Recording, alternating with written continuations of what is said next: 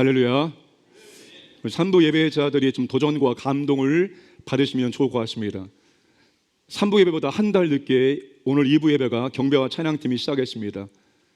산부 예배는 세션이 더 풍성합니다. 그런데 산부 예배는 싱어들이 2명밖에 없습니다. 2부는 반대입니다. 세션은 부족하지만 싱어가 무려 6명이 섰습니다. 그 6명의 하모니가, 그 6명의 목소리가 얼마나 정말로 가슴을 울리는지 모릅니다. 우리 산부 예배 이렇게 많이 들으시는데 여러분들 가운데에서 하나님을 찬양하는 사람들이 다음 주에는 이 자리에 설 수 있기를 축복합니다. 찬양 부를 때, 믿음으로 찬양 부를 때 하나님의 치유가, 하나님의 능력이, 하나님의 임재가 임하시는 줄로 믿으시기를 바랍니다. 고도원의 아침 편지가 있습니다. 고도원 씨가 책을 읽고 좋은 내용을 발췌해서 코멘트를 달아서 아침마다 보내주는 이메일 편지입니다. 한 분은 자족이라는 편지를 받았습니다. 멋지게 나이 드는 법이라는 책에서 발췌한 내용입니다. 어떤 사람이 행복하게 보이는가? 바로 자기의 삶에 자족하며 사는 사람이다. 어떤 일이든 자족하는 것은 쉽지 않다. 자족은 단번에 이루어지는 것이 아니다. 자족은 연습과 배우는 것을 통해 이루어진다. 나이가 들면서 우리는 자족을 배워야 한다. 이 말에 고도원 씨가 이렇게 코멘트를 달았습니다. 다 가졌기 때문이 아닙니다. 다 이루었기 때문이 아닙니다. 아직도 모자라고 이루고자 하는 것이 많이 있지만 지금 내 앞에 있는 것에 감사하며 사는 것입니다. 내가 하는 일, 내가 먹는 밥, 내가 얻은 사랑에 감사하면 행복은 저절로 따라오게 되어 있습니다. 자족도 훈련입니다. 책의 내용과 고도원 씨의 코멘트에 공감하지 않을 수가 없습니다. 소유와 성취는 삶의 활력소가 되고 의욕과 동기부여를 제공해 줍니다. 그러나 과도한 소유와 성취는 삶을 피곤하게 만들고 분주하게 만들고 감사와 행복을 잃어버리게 만든다는 것입니다.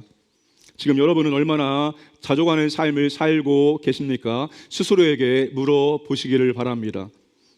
본문에서 바울이 말하고 있는 것이 바로 자족입니다. 첫 번째, 자족은 배움의 과목입니다. 10절에서 13절까지 내가, 나는 이라는 주어가 연거푸 나오는 것을 확인할 수가 있습니다.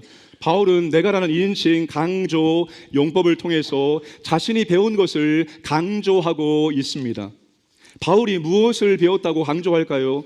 11절 말씀을 함께 읽겠습니다. 내가 궁핍함으로 말하는 것이 아니니라. 어떠한 형편에든지 나는 자족하기를 배웠노니. 내가 궁핍해서 이렇게 말하는 것이 아닙니다. 나는 어떤 처지에서도 스스로 만족하는 법을 배웠습니다. 나는 자족하기를 배웠노니 나는 만족하는 법을 배웠습니다. 바울이 배운 것이 바로 자족입니다. 자족이라는 헬라어는 아우타르케스 합성어입니다. 자신이라는 대명사 아우토스와 충분하다라는 동사 아르케오의 합성어입니다. 그래서 뜻은 스스로 충분하다입니다. 이 정도면 충분합니다. 이 정도면 만족합니다. 이제 됐습니다. 이것이 바로 자족입니다. 사랑 광윤의 가족 여러분, 이 정도면 충분하십니까? 이 정도면 만족하십니까? 네, 충분합니다. 이 정도면 됐습니다. 만족합니다. 라고 대답을 하실 수 있는 분이 계실 것이고, 반대로 아니요, 아직 부족해요, 더 필요해요 라고 대답하실 분도 계실 것입니다. 제 자신에게 한번 물어보았습니다. 이 정도 목회면 충분하지 않습니까? 이 정도 교회면 만족하지 않습니까? 저는 이 질문에 이렇게 대답을 하고 싶습니다. 네, 만족합니다. 당연하지요. 충분합니다. 하나님의 은혜가 너무나도 넘칩니다. 그런데 아직 부족합니다. 제게는 거룩한 불만과 거룩한 욕구가 있습니다. 저는 아직도 자족을 배우고 있는 중에 있기 때문입니다. 그래서 한편으로는 지금까지 인도하시고 지금 이 자리에 서게 하신 하나님의 은혜가 너무나도 크고 하나님께 감사합니다, 찬양합니다, 만족합니다라고 수십 번을 저는 고백을 합니다. 그러나 한편으로는 부족합니다 하나님, 부족합니다 하나님, 이렇게 기도하고 있습니다. 자족 수업이 끝나면 그때는 이 정도면 만족합니다, 이 정도면 자족합니다, 충분합니다, 됐습니다 라고 대답을 할 수 있을 것 같습니다. 이것이 저의 솔직한 마음이고 대답입니다. 우리 중에는 자족 수업이 끝난 분도 계시지만 저처럼 아직 자족 수업을 갖고 계신 분도 계실 것입니다. 그러니 아직 자족 수업이 끝나지 않은 분들은 삶의 수많은 환경과 여건 속에서 계속 자족이 무엇인지를 배워 나가시기를 주님의 이름으로 축복합니다. 오늘 바울이 본문에서 그것을 강조하고 있습니다. 그는 자족 수업을 다 받았습니다. 이미 다 받았습니다. 11절과 12절 말씀 보시면 나는 자족하기를 배웠노니 일체의 비결을 배웠노라 고백을 하고 있습니다. 바울은 자족을 받았다라고 말하지 않고 자족을 배웠다라고 말하고 있습니다. 바울이 다메섹 도상에서 부활하신 예수를 만났습니다. 예수님이 정오에 바울을 찾아왔습니다. 바울을 불렀습니다. 그때 바울은 살아계신 예수님을 만났고 회심하였습니다. 다메섹 회심 사건은 바울의 인생의 터닝 포인트가 되었습니다. 바울이 회심하고 이방인의 사도로 부름받았을 때 사역에 필요한 모든 은혜와 은사를 한꺼번에 다 받은 것이 아니었습니다. 바울이 회심했을 때 그의 인격이 예수님의 인격으로 한 번에 다 바뀌어진 것이 아니었습니다. 하나님께서 한순간에 바울에게 자족의 마음을 허락하신 것이 아니었습니다. 영적 거장 바울도 자족을 배웠노라라고 말합니다. 일체의 비결을 배웠다라고 말하고 있습니다. 바울 어떤 사람입니까? 배울 만큼 배운 사람입니다. 참 많이 배웠던 사람입니다. 바울이 태어나고 자란 곳은 수리아의 다소라는 도시였습니다. 터키의 이스탄불에서 남동쪽으로 290m 떨어진 지중해 해안 도시였습니다. 학문과 문화와 군사의 중요한 도시였습니다. 많은 지역에서 이 다소에 유학을 와서 당대 최고의 학문이었었던 웅변설과 논리학과 그리고 수사학을 배웠습니다. 바울은 최고의 학문을 다 배웠습니다. 그것도 부족해서 젊은 날에 예루살렘에 유학 가서 당대 최고의 율법학자인 가멜리엘 문화생으로 들어가서 율법을 철저히 배웠습니다. 교육과 배움에 있어서 바울은 엘리트 코스를 다 밟은 사람입니다. 그런 바울이 회심하기 전에는 결코 배우지 못한 것이 있었는데 그게 바로 자족입니다. 자족은 이론으로 학문으로 배울 수 있는 것이 아니기 때문입니다.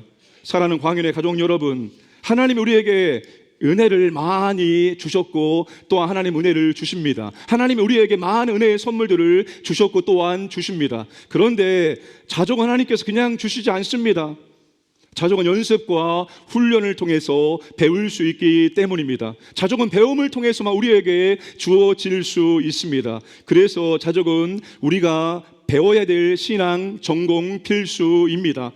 자족은 여러분 여러 가지 신앙 교육 중에서 교양 선택 과목이 아니라 전공 필수 과목입니다. 여러분이 대학에서 전공 필수 과목을 이수하지 않으면 절대로 대학을 졸업할 수가 없는 것입니다. 우리가 하나님이 교육을 시킬 때 전공 필수와 같은 과목을 이수하지 못하면 우리의 믿음은 앞으로 나아갈 수 없고 우리의 믿음은 성장할 수가 없습니다.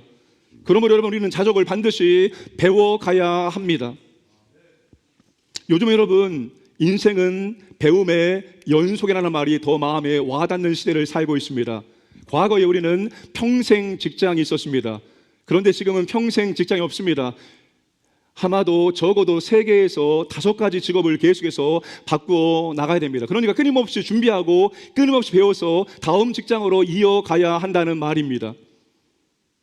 사람들은 잘 살기 위해서 더 나은 인생을 위해서 끊임없이 필요한 것들을 배우고 있습니다. 그렇다면 올바른 신앙과 성숙한 신앙을 위해서도 배움을 계속해야 되지 않겠습니까? 우리가 천국을 이사 갈 때까지 신앙 교육을 끊임없이 계속해서 배워 나가야 됩니다. 신앙은 어느 순간에 경제에 이르게 되어지고 초월하는 것이 아니기 때문입니다. 목회자가 되었다고 해서 저절로 모든 것들이 깨달아지고 통달하는 것이 아닙니다. 영적인 비밀, 복음의 능력과 복음의 축복을 깨닫고 누리기 위해서는 저도 계속해서 배워가야 합니다. 수많은 영적인 거장들이 경험했던, 수많은 영적인 거장들이 경험하고 누렸던, 그래서 책으로 남겨주었던 것들을 읽어가면서 끊임없이 공부를 해야 하지만 복음의 능력과 복음의 축복을 저 또한 누릴 수가 있다는 것입니다. 하나님 한순간에 모든 것을 짠하고 터득하게 하시지 않기 때문입니다. 여러분, 구원은 한순간에 이루어집니다. 교회를 오랫동안 다녀야지만 구원받는 것이 아니라, 구원은 오늘 이 순간에도 여러분이 예수님을 구주와 주님으로 진심으로 영접하면 구원을 받을 수가 있습니다. 그런데 구원 이후에 하나님 우리를 인도하실 때는 점진적으로 인도해 나가십니다. 물론 하나님께서 즉각적인 능력을 베풀 수도 있겠지만 대부분은 점진적으로 서서히 조금씩 우리를 변화시키시고 성장시켜 나가신다는 사실입니다. 그러므로 우리는 배움을 절대로 멈추어서는 안 되는 것입니다. 사랑하는 여러분, 오늘 제가 드리는 말씀에 도전을 받으시기를 주님으로 축복합니다. 배움에 있어서 나이를 따지지 말아야 합니다. 내가 이 나이에 무슨 이런 말을 하시는 분들이 계십니다. 그 나이가 어떤 나이입니까? 배우기에 딱 좋은 나이입니다. 유행가 가사처럼 사랑하기에 딱 좋은 나이가 그 나이가 아니겠습니까? 오늘 우리가 배우기에 딱 좋은 나이입니다. 배움에 있어서 직분을 따지지 마시기를 바랍니다. 제가 목사 후보생 시절이 있었습니다. 그런 다음에 교육 전도사가 되어서 주의 교회를 섬겼습니다. 그런 다음에는 강도사가 되었고, 그 다음에는 부목사가 되었고, 그 다음에는 담임 목사가 되었습니다. 그렇게 직분이 하나씩 올라가면은 하나님께서 더 많은 것들을 깨닫게 해 줄 줄 알았습니다. 그렇잖아요. 부목사에 걸맞는, 담임 목사에 걸맞는 영적인 능력과 그런 믿음의 지식들을 하나님께서 더 많이 알게 해 줄 줄 알았습니다. 그런데 아니었습니다. 제가 그 믿음의 지식을 알고자 갈망하는 마음을 가지고 주님께 구하지 않고 공부하지 않으면 절대로 깨달을 수 없다는 것을 알았습니다. 직분이 우리의 믿음을 보장하지 않습니다. 직분이 성경에 대한, 하나님에 대한 지식을 보장해 주지 않습니다. 평신도에서 설립사가 되어진다고 해서 갑자기 없던 믿음이 생기고 갑자기 없던 하나님에 대한 지식이 생기는 것이 아닙니다. 우리가 배워야지만 하나님을 알 수가 있습니다. 배움에 있어서 신앙의 연조를 따지지 말아야 됩니다. 과거에 배웠다고 다 알고 있다고 생각하시면 안 됩니다. 여러분, 똑같은 말씀이지만 우리가 10대 때, 20대 때, 30대 때 수많은 고난의 여정을 경험한 이후에 보는 말씀은 전혀 깊이가 다르다는 것입니다. 그러니까 과거에 배웠다라고, 과거에 배워서 알고 있다라고 생각하며 은혜의 얕은 물가에서 첨벙거리지 마시고 더 깊은 은혜의 바다로 나아가시기를 주님의 이름으로 축복합니다. 우리는 배워야지 알 수 있습니다. 알아야지만 믿을 수 있습니다. 그리고 믿어야지만 순종할 수 있습니다. 순종했을 때 하나님의 은혜와 하나님의 권세와 능력을 더 풍성하게 경험할 수 있기 때문입니다. 그 출발이 바로 배움입니다. 끝까지 배움을 이어가시기를 주님의 이름으로 축복합니다. 두 번째, 자족을 배우는 방법입니다. 바울이 빌립보 교회 성도들에게 갑자기 자족을 꺼내든 이유가 무엇일까요? 10절 말씀을 함께 읽겠습니다. 내가 주 안에서 크게 기뻐함은 너희가 나를 생각하던 것이 이제 다시 싹이 남이니 너희가 또한 이를 위하여 생각은 하였으나 기회가 없었느니라. 이 빌립보 교회는 굉장히 가난한 사람들이 모여있는 그런 교회였으나 바울이 빌립보 교회를 끔찍히 사랑했습니다. 왜냐하면 이 빌립보 교회는 바울을 사랑했고 또한 바울을 위해서 선교 후원금을 가난한 중에도 계속 보내주었기 때문입니다. 그런데 어느 날 바울의 소식이 끊어집니다. 그래서 더 이상 바울에게 선교 후원금을 보낼 수가 없습니다. 그런데 바울이 로마의 감옥에 갇혔다는 소식을 듣고 에바브로 디도를 보내서 바울이 필요한 것을 제공해 주었습니다. 바울이 너무나 감사해서 빌립보서를 쓴 것입니다. 바울이 여러분, 그들을 통해서 선교 후원금을 받은 것에 대해서 감사하고 기뻐하면서도 돈 때문이 아니라 그들이 다시 바울을 기억하고 생각해 준 것이 기쁜 것입니다. 후원금 보내달라고 편지 쓰는 것이 아니니까 오해하지 말라는 것입니다. 그러면서 자족을 말하는 것입니다. 나는 지금 비록 로마의 감옥에 갇혀있지만 바울은 자족하고 있다는 것입니다. 바울이 어떻게 자족을 배웠을까요? 하나님께서 어떻게 자족을 가르쳐 주셨을까요? 회심 전 바울은 넉넉하고 풍성한 삶을 살았던 사람입니다. 그러나 회심 후 이방인의 사도로 전도 여행을 다니면서 그가 그동안 경험하지 못했던 수많은 상황과 환경들을 만나게 되었습니다. 11절에 어떠한 형편이든지라는 말은 바울이 경험한 모든 형편과 처지를 의미합니다. 하나님은 바울에게 자족을 가르치기 위해서 양극단을 경험할 수 있도록 이끄셨습니다. 12절 말씀을 함께 읽겠습니다. 나는 비천에 처할 줄도 알고 풍부에 처할 줄도 알아. 모든 일 곧 배부름과 배고픔과 풍부와 궁핍에도 처할 줄 아는 일체의 비결을 배웠노라. 나는 비천에 처할 줄도 알고, 비천은 궁핍입니다. 배고픔입니다. 부족함입니다. 가난함입니다. 극심한 경제적 가난함에서 어떻게 살아야 되는지, 어떻게 살 수 있는지를 그가 배우게 된 것입니다. 풍부에 처할 줄도 알아.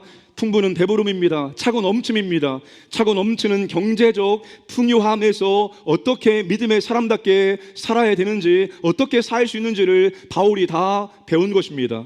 바울은 궁핍과 풍요, 배부름과 배고픔의 양극단을 다 경험했습니다. 비천에 처할 줄도, 풍부에 처할 줄도, 이 말에서 처할 줄도, 이 말은 수동태입니다. 처해졌다는 뜻입니다. 바울이 일부러 가난해지기 위해서 노력해서 가난해진 것이 아니라, 바울이 부자가 되기 위해서 노력해서 부자가 된 것이 아니라, 하나님께서 바울의 환경을 가난에 처하게 하시고 풍부에도 처하게 인도해 주셨다는 것입니다. 하나님은 바울에게 없어도 살 수 있고, 없어도 할 수 있고, 있어도 살 수 있고, 있어도 할 수 있다는 것을 경험을 시켜 주신 것입니다.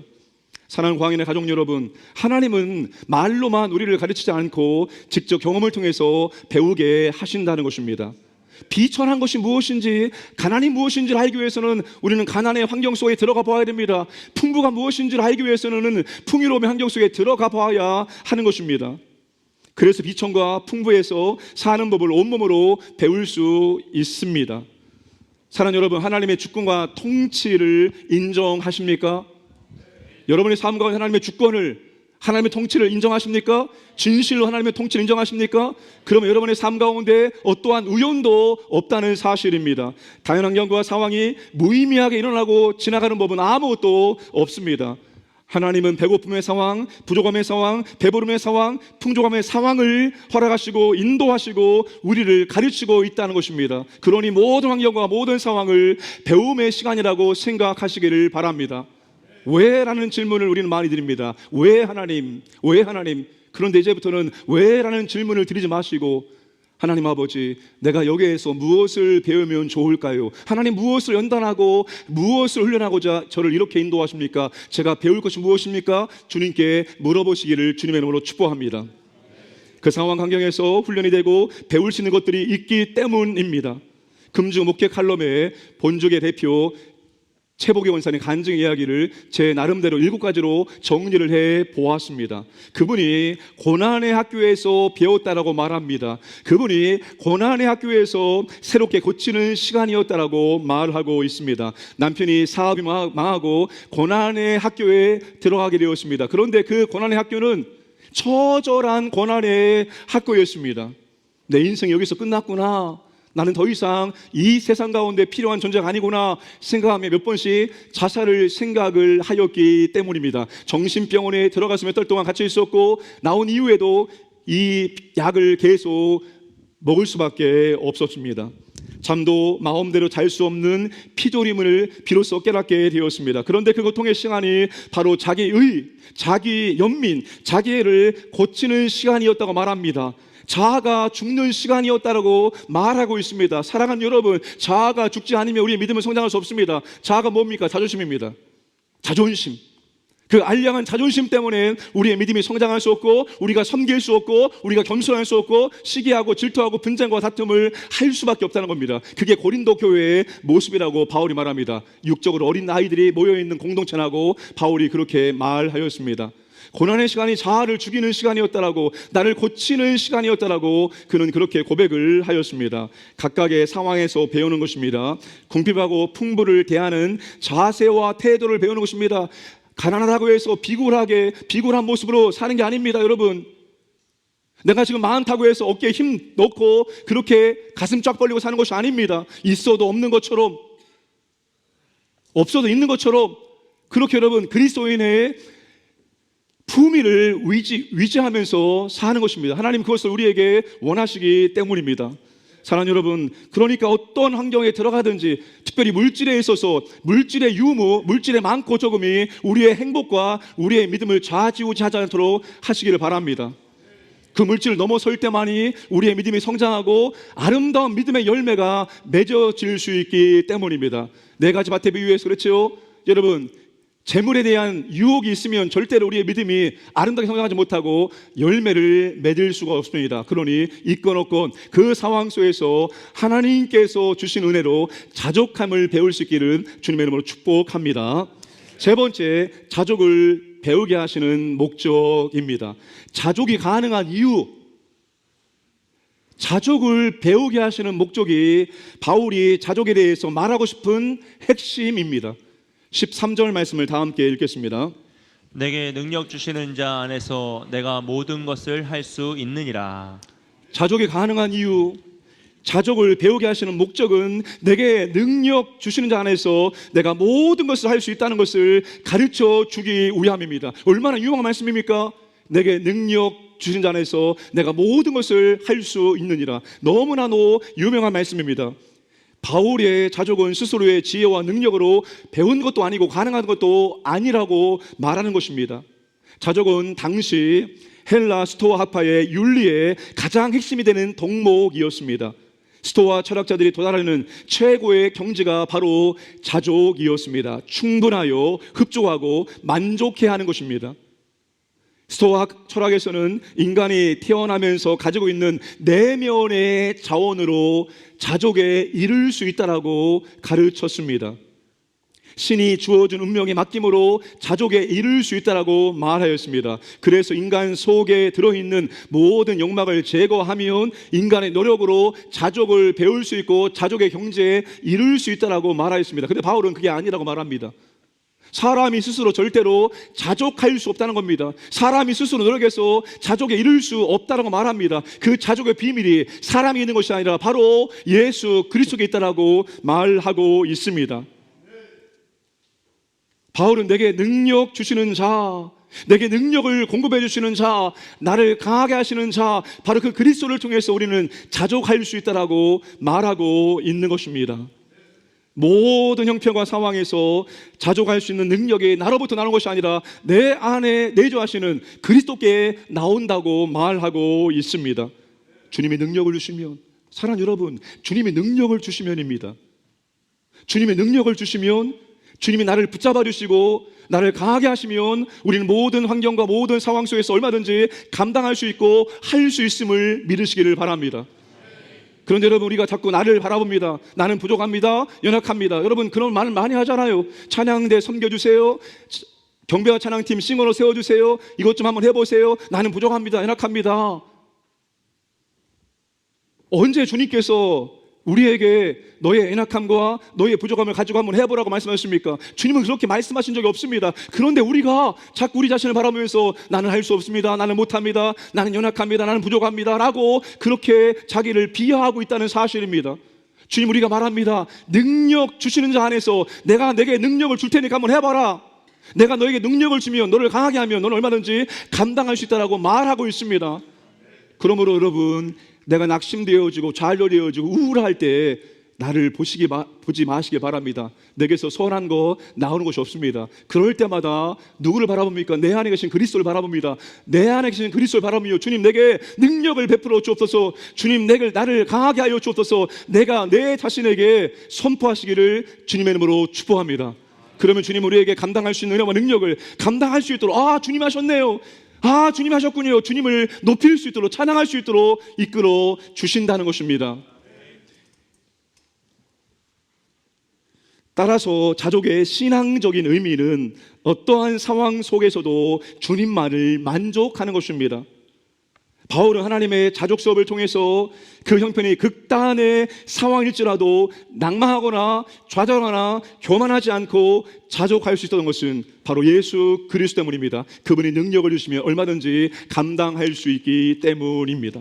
사람, 우리가 자족할 수 있는 것은 바로 그리스도를 만족할 때만이 우리가 진심으로 자족할 수 있습니다. 그분을 만족하고 그분을 바라보고 그분이 내게 능력 주시고 내게 은혜를 주시면 우리는 감당할 수 있기 때문입니다. 최복의 원사님의 간증을 시작할 때 제가 먼저 결론부터 말하겠습니다 라고 하겠습니다.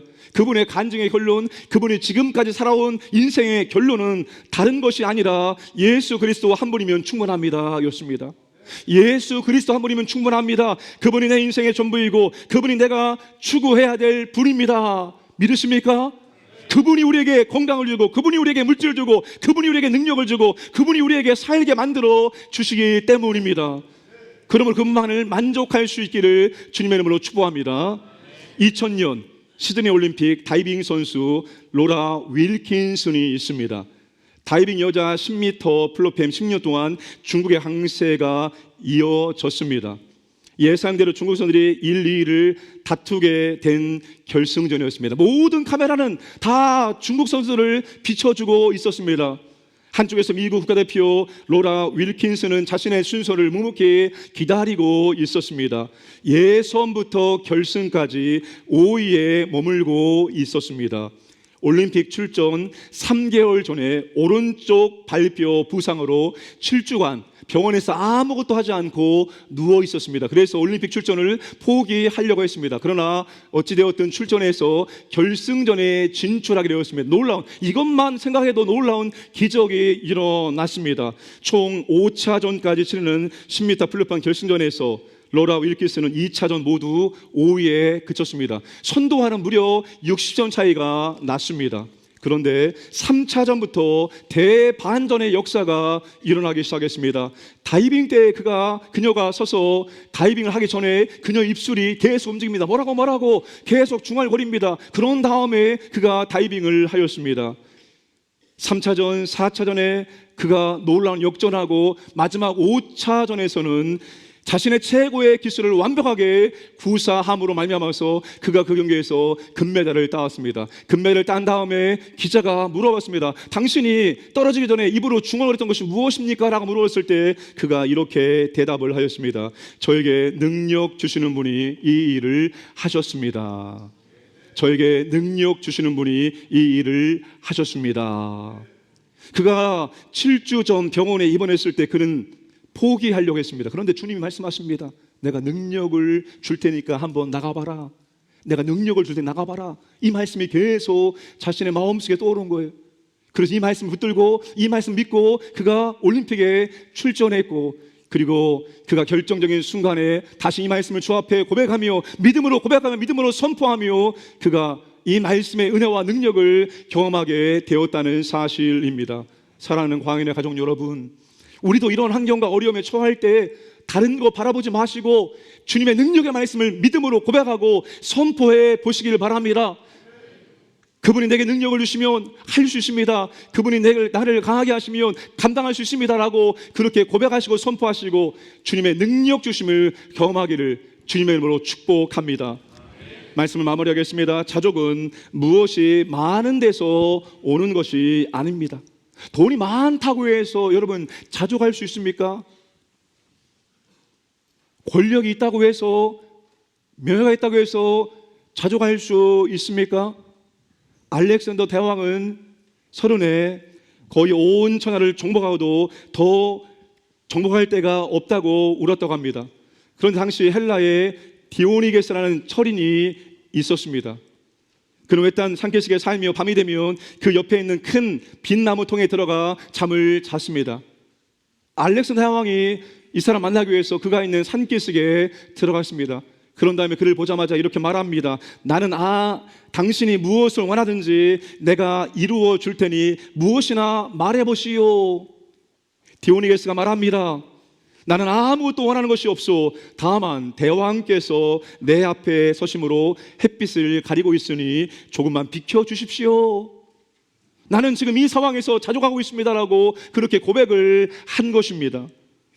자족은 외부에서 오는 것이 아닙니다. 외부의 조건들을 다 갖춰놓으면 자족의 마음이 내 안에서 충만하게 일어나는 것이 아닙니다. 자족은 우리의 내부에서, 마음에서부터 우러나오는 것입니다. 왜요? 그리스도가 우리에게 그 자족의 마음을 주시기 때문입니다. 그리스도가 자족을 우리에게 가르쳐주기 때문입니다. 그래서 바울이 고린도 후서 6장 10절에서 이렇게 고백했습니다. 다 함께 읽겠습니다. 근심하는 자 같으나 항상 기뻐하고 가난한 자 같으나 많은 사람을 부유하게 하고 아무것도 없는 자 같으나 모든 것을 가진 자로다. 사랑하는 여러분, 이 고백 저와 여러분들도 할 수 있기를 주님의 이름으로 축복합니다.